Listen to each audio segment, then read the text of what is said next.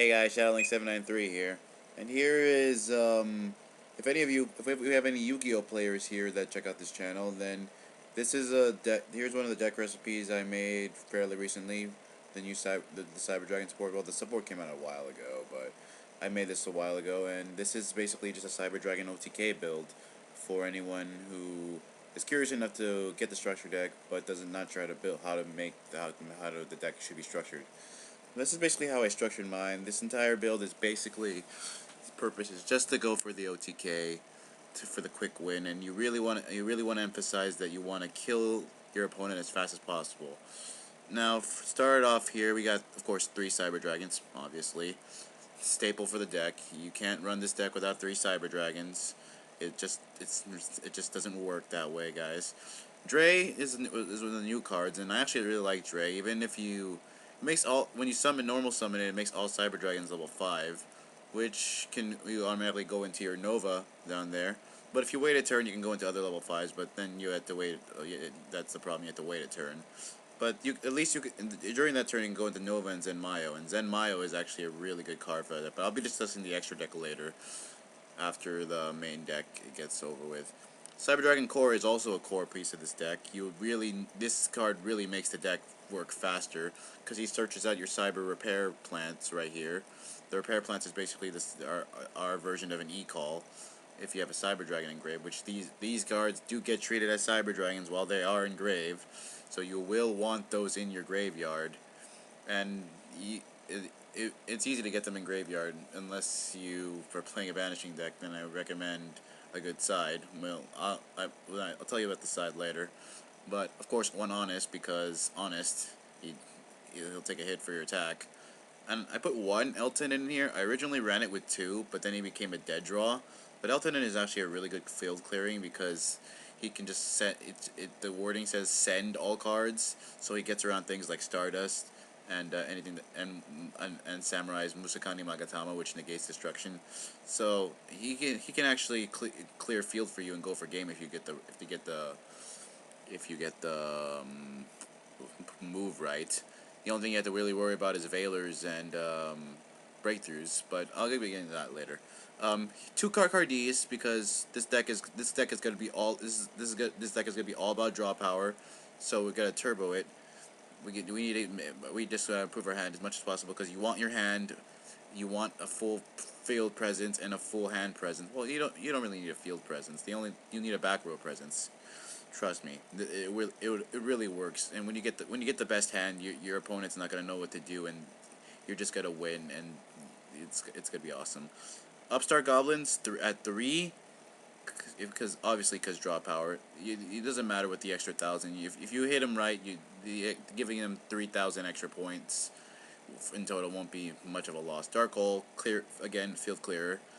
3 Power Bonds for fusion, because if you hit him with a power bond, they're pretty much game. I mean, I think the risks are worth the rewards you wait for winning. So even if you win by the end, if you manage to hit them with a power bonded Cyber Twin, Cyber End, etc., then you're pretty much golden. And 3 MSTs, because staples again, field clearing. You want to clear field again. There are no heavy storms or giant Tunades in this format, and I don't think they're ever going to come back unless Konami proves me wrong. Limiter removal, because we have 1. It's a staple for almost every machine deck. I don't know any machine deck that wouldn't run a limiter removal. 2 machine duplications, because your core is treated as a Cyber Dragon while on the field, and the wording only states that you need to select 1 monster with 500 or less, and you could effectively use this to summon 2 other regular Cyber Dragons that are level 5 from your deck, and that's an easy rank 5 into either the Constellar Pallades, Adrius, or Tyrus, as shown in the extra deck below.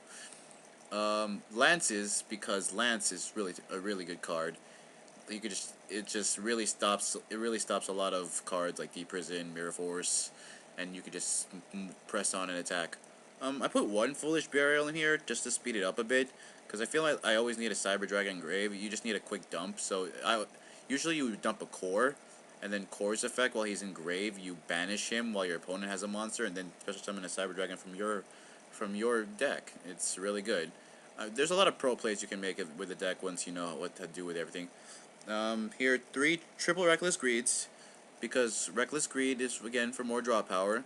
You know, +6, when we always love plussing in this game, it's really good. Triple Trap Stuns, because in this format where everything is trap heavy and everything, you don't know what's really in the background, you do know one thing, that your opponent's probably going to be setting traps down. So I recommend a triple trap stun against especially if you know you're playing against a really trap heavy deck, which every deck, a lot of decks these days seem to be very trap back row heavy, until we get our Heavy Storm and Giant Trunade back. But again, we gotta hold our breath for that. And 2 Threatening Roars. I usually tech in 3, but 2 is fine for for most plays. Because, you know, if you sometimes you'll be finding yourself in a clear field and you're trying to set up and they're trying to OTK you, you could just stop them right there. And then you can just make your play next move and go for game. If you have the right hand. Most of the time you'll have the right hand. And here's the side. I don't really have an really established side. These are just some things I thought would work for a good side. 2 networks. I don't really use a network. If you want to change the build from the network builds, from the turbo build that I built here to the network build, you could do that.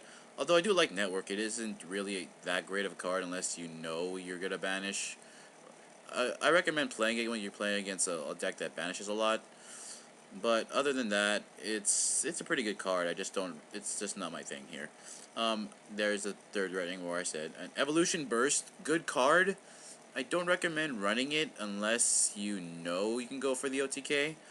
But it is the cost is you can't attack for a turn with the Cyber Dragon. But usually you're gonna go into either a Twin, a Nova, or something else. So I've had ups and downs with the card, but it's overall really good. So I recommend trying it too. There's a third card ID there just in case you want to have more draw power. Malevolent Catastrophe, that's a pretty good card, but I recommend only putting that in if you're going to run it with networks, because you want networks effect to go off when it's destroyed, especially summon all your banished light machine monsters. It's so for me. I think it's a good card. I don't recommend using it unless you're going to directly use a network build though, but maybe it works better for you than it would for me, guys. 2 Effect Veilers, because Veiler, and you know the Veilers went really down now. They're like about $5 now. So yeah, we can everyone can get access to Veilers now. It's not that hard. 1 Royal Decree, just in case you know you don't like trap stuns.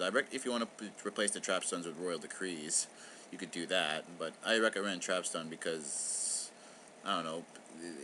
They can't like just immediate Royal Decree that gets MST, trap stun gets MST. You could automatically just chain it.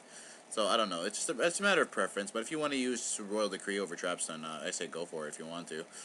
I mean, the only traps in here you're gonna run are the Decrees, the Reckless Greeds, and Threatening Roars if you do that. But anyway, here's a card, Tyrant's Temper, which is actually a really good trap because it's basically like Lance but only for traps. But it affects all your monsters as long as the card is on the field, and the cost is 1 tribute, which is actually really good because when you tribute a Cyber Dragon, it's going to be engraved. You activate for Repair Plant, and then you can go off. 2 Maxis because you know if you're going against a deck with special power. Going up against a deck with special summons a lot, like Synchro deck with a new 5Ds pack, I bet we're going to be seeing a few Synchro decks again. You could, you know, ditch today's special, there's Synchrons, and draw, and hand presence there. We always want a +1 off of everything. Okay, now for the final part, the extra deck. I run 2 Cyber End Dragons, but you don't really need him. But just a matter of preference. I like 2 Cyber Ends, 2 Cyber Twins.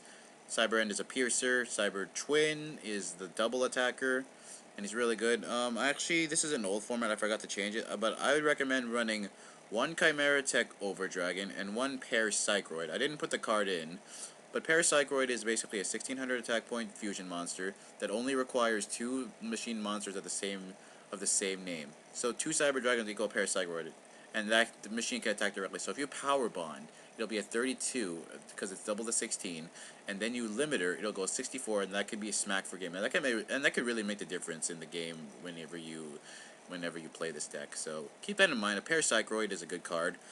And of course, 3 Chimera Tech Fortress Dragons. Especially with the release of Geargias and a lot of more machine decks, I really feel this card is going to be like fuck you to them. So I recommend running 3, if at the most 2, but I usually use 3 because I know there's going to be a lot of machine decks that I play against. So you want your Cyber Dragons to contact with them if you can, and stop their shit. 2 Cyber Dragon Novas. Yeah, of course. I don't. 3 is too much. 2 is just fine. His effect is good, but you need, but you really, the effect you mostly use him for is the effect that is special summon a fusion monster if he dies from your opponent's card effect. Not that if they're stupid enough to do it for you, but hey. It also has the good honest effect by banishing a Cyber Dragon to gain their 21 attack, which is pretty good. Constellar Pallades, which I think is a really good card. I I, I would actually kind of tag 2 of these in if you could, but I only use 1 in this particular build because I can't afford one right now. This is on a budget. So 1 Constellar Pallades, detach, bounce a card back on the field to the hand. And you could also chain, and if he's about to be destroyed, you could chain it and then bounce himself back, so you can endlessly use him again. That's why I only really use 1. But 2, if you have 2, you're pretty good. That's pretty good. Zenmayo, he's a field clear. Again, we need a pop back row. This deck does not like back row, and we don't want that shit happening. And Tyrus and Adrius are just there because they're rank 5s, but Tyrus is actually a pretty good card. I never had to really go into him. But I find more use out of Adrius because he pops a face-up card. And that's basically it. Tell me in the comments what you think of this deck, if there's anything you think I should change, or any card you recommend putting in. I'm a big Yu-Gi-Oh player here, so I take any advice or any criticisms on my deck if needed. But this is ShadowLink793 here, and I'll see you in the next video, Let's Play, retrospective, whatever we have here on the channel. I'll see you guys later. Bye.